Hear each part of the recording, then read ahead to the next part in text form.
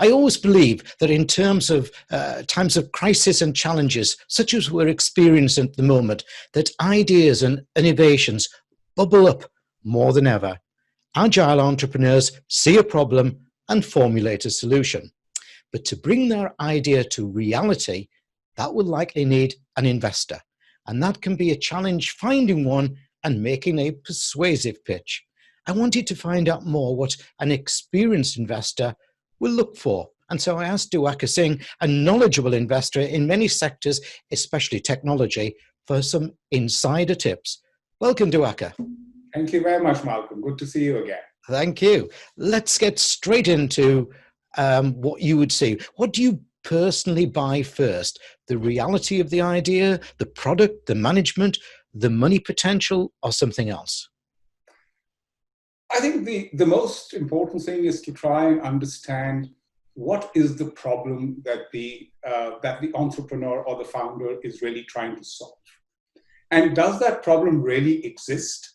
Or is that something that is just imaginary or in the entrepreneur's mind? I firmly believe that 90% of the businesses or the startups that succeed are because they're doing the right thing at the right time. And that's what I try and figure out first. Excellent. Yeah. So what aspects of a proposal has made you say yes?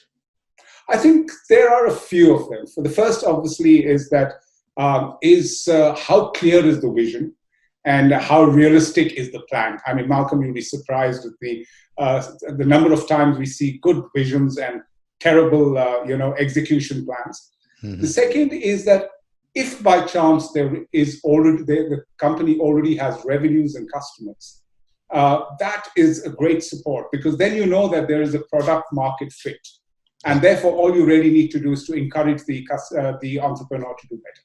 Okay. So on the other hand, then, what aspects have made you say no? I think number one is arrogance.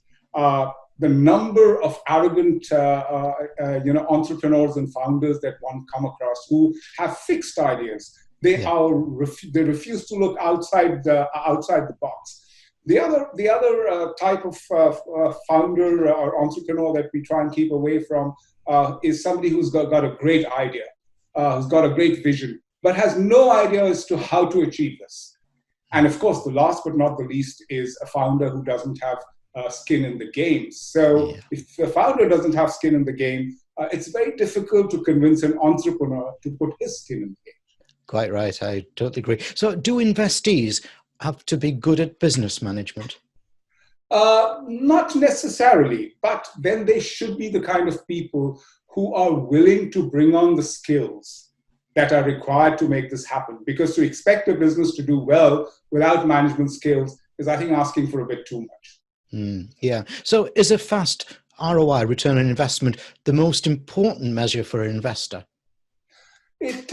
Well, ROI certainly is. I mean, no investor would invest unless he was comfortable with the ROI.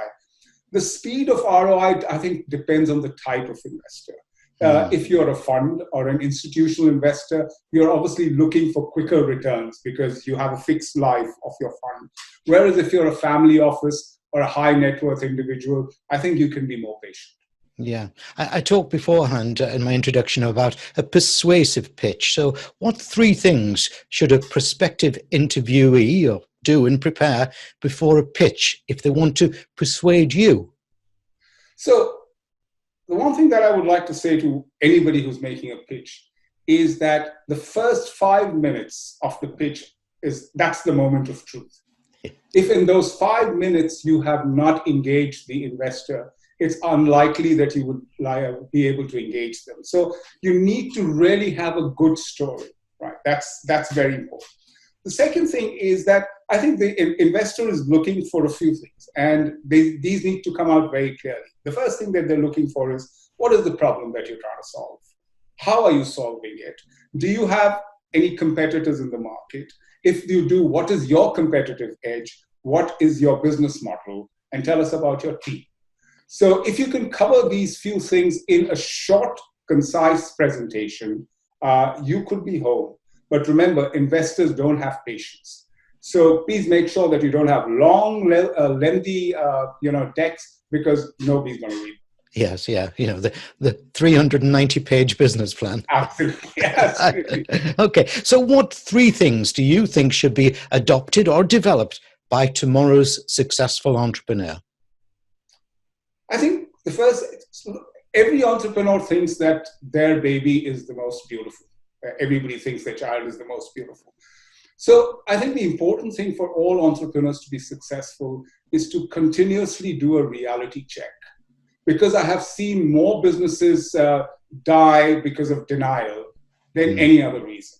So keep listening, listen to your customers, listen to your investors, listen to your employees, and take whatever action that is required to keep improving your product. The second is thrift. Right. People don't realize this, but thrift is a very important success factor, because you should always build your organization for profit and not for exit. Exit is a bonus. But if you start from day one saying that, oh, I'm going to exit in 2 years, so I don't really care about how much I spend or whatever, because I'm going to be purchased for my technology, or I'm going to be purchased for this, you could find yourself in a sorry situation. So build an organization for profit and be thrifty. And the third and most important thing is that people would be interested in you as a startup, not only because you have a good product, but because that you have a good organization.